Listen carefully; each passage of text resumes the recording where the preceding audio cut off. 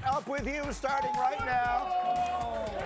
On this New Year's Eve day, the final show of 2025. Yes. We have a few tricks up our sleeve. We got J. Mike and K. Martin Schrags here with us this morning. Tons of NFL conversation, but obviously it begins with tonight, the college football playoff. Jordan Rodgers is in New Orleans. Joey Galloway is in L.A. Josh Pate will join us in a few minutes, and let's dive deep. We start with tonight, 7:30 Eastern, the CFP quarters kicking off with Miami and Ohio State in the Goodyear Cotton Bowl Classic. Jordan, you're going to give us first impressions. What are you watching most closely in this game?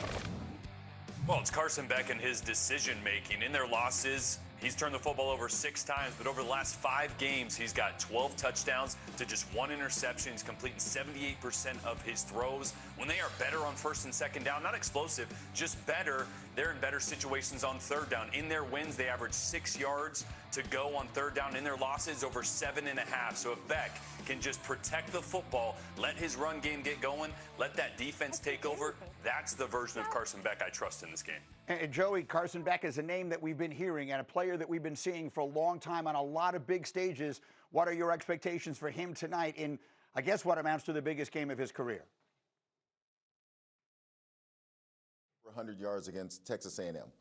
He didn't turn it over. Jordan Rodgers, absolutely right. If he can protect the football, then they're a much better football team when they can run it. I don't know if they can do that same thing against the Ohio State Buckeyes, but he has to make some plays over the middle. Again, when you looked at the Texas A&M game, now it was windy outside, but he was afraid to make plays over the middle. Everything was to the outside, and he was playing it safe, trying not to turn the ball over. He accomplished that, but he's not going to be able to beat Ohio State throwing for 100 yards in this game. He's going to have to take some chances. He's going to have to make some plays. They're a much better football team when Carson Beck makes big plays from the pocket.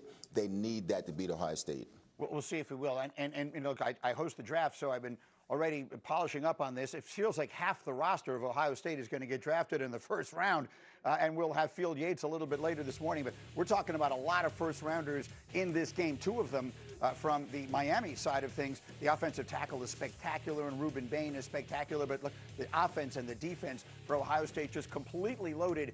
If one were to say, I've got a lot of people I feel like are on the Miami side of this thing, Jordan, but clearly, man for man on the field, Ohio State has the better team, no?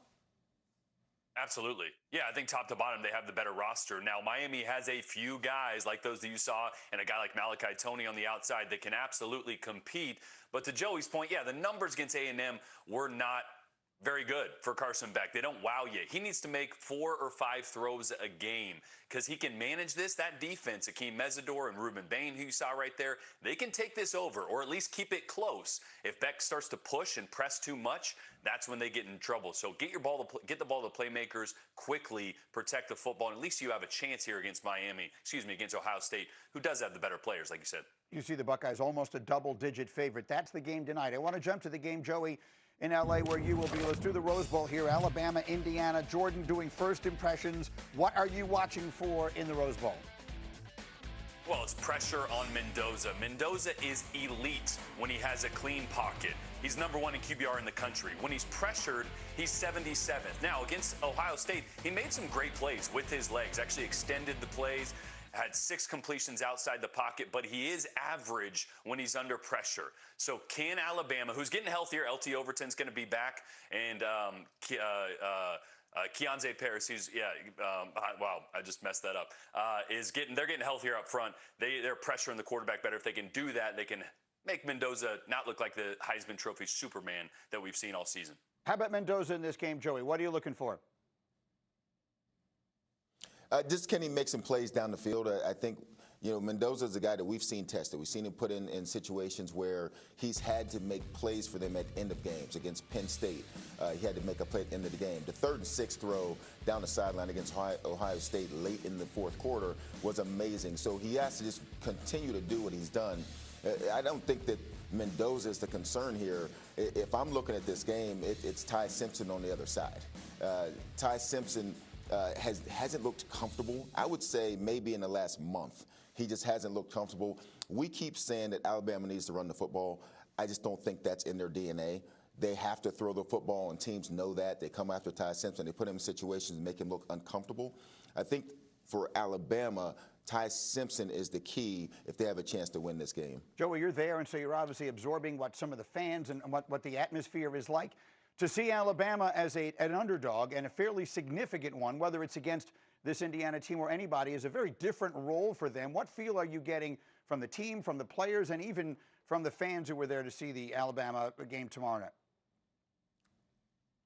Went out to eat last night, and Indiana fans everywhere. I think they're just excited to have this opportunity, excited to be here. And I'm not saying that Alabama isn't, but I'm saying Alabama's more used to this. I've been here for a couple days now, and the Indiana fans have been here before I got here. And the game is tomorrow. So I just think from the Indiana side, every step they take is a new step to them, and they're really excited to be here, really excited to have this opportunity. And I just haven't seen the Alabama fans. I'm not saying they're not going to be here. What I'm saying is I just haven't seen them yet. Yeah, and it's reasonable if you think about it. For Indiana, also a Big Ten school playing in the Rose Bowl, there's something in particular that's special about that. For those of us who remember the history of all of this, the Bama fans have been there and have done that and maybe thinking there are still 2 more levels to the playoff after this. How about the Alabama side of this game, Jordan? I agree with Joey. This is all on Ty Simpson, and he hasn't looked great over the past month. Really, he hasn't looked comfortable because of the protection. I think they are healthier. They're healthier on both sides of the football. But the problem is they put so much pressure on Ty Simpson to make big-time plays, to make decisions pre-snap. And honestly, I don't feel any better about this Alabama team after the win last week over Oklahoma than I did after getting drubbed by Georgia, because it was kind of a fluke game. They had a defensive touchdown, special teams showed up, field position played big in that. The offense didn't look great. Jam Miller will be healthier. Josh Cuevas will be healthier. But there is just so much on Ty to be perfect. And I just don't see him being perfect against this Indiana team. I think they need a lot to go their way like they saw against Oklahoma. All right, next game. Jordan, you are there in New Orleans. You will see the Sugar Bowl appropriately. A couple of SEC teams, Ole Miss and Georgia. What are you watching most closely for?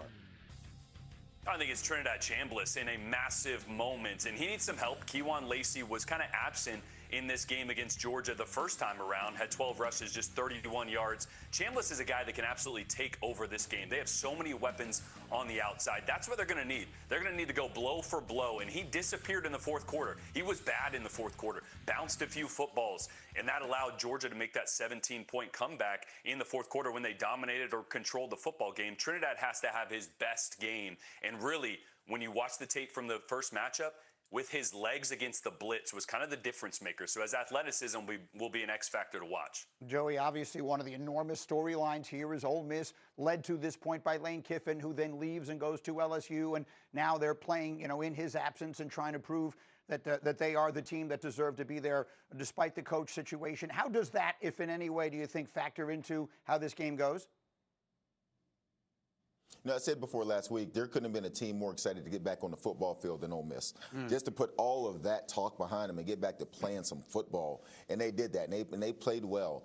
I don't know, when you look at this Georgia team, look at the Georgia defense, that's what they got to deal with. I don't know that there's a defense out there that has looked better toward the end of the season than Georgia with their pressures and the way they made Alabama look in the SEC championship game. That's what Chambliss is going to have to deal with. That's what Ole Miss and this offense is going to have to deal with. You have to find ways to, number one, handle the pressure. If a team brings pressure and you know what you're doing with the football and you can hurt them in those moments, they stop bringing pressure. You have to make those kind of plays. Then you got to play 4 quarters. They sort of fell apart in the second half, like Jordan just mentioned. And then on the other side, Gunnar Stockton went 12 for 12 in the second half. So you have to keep your game going for 4 quarters if you're going to knock off a team like Georgia. And then one more. Let's go to the Orange Bowl, Oregon and Texas Tech. Once again, Jordan, first impression, what are you watching most closely in this game? Well, I think it's the weapons for Oregon, because I do believe that this Texas Tech defense is really good on paper. I do believe there's some fraudulent numbers, though, because I don't think they've played a talented football team with the type of NFL talent that they're going to see in Oregon. I don't think they've played an offensive line that is as big and physical as Oregon's that can run the football. So although this run defense is the best in the country, according to the paper for Texas Tech, I think Oregon has a ton of talent that Texas Tech has not seen.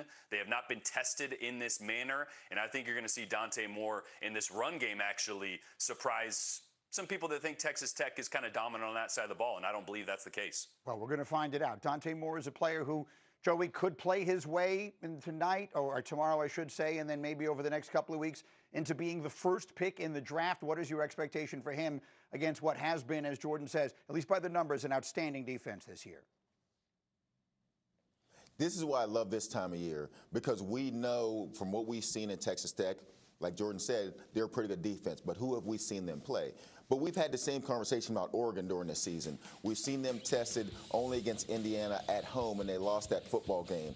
These are those times when you get to really find out, okay, we see what it is on paper. We've heard Dante Moore may be a first-round draft pick. He might be the #1 overall pick. Now we get to see maybe he go against what we've seen as maybe the best defense that he's faced up to this point in the season. They lead FBS in takeaways. Takeaways, key to football games, especially the big football games like this one's going to be. I'm looking forward to see that matchup. Dante Moore, from what I've heard, could be #1. Texas Tech, from what I've heard, could be the best defense in the country. So this is going to be fun to find out. Absolutely. It's good against good, and we'll finally get the test tomorrow. Guys, outstanding. Stay close by. We'll have much more from them, and Josh Pate will join us.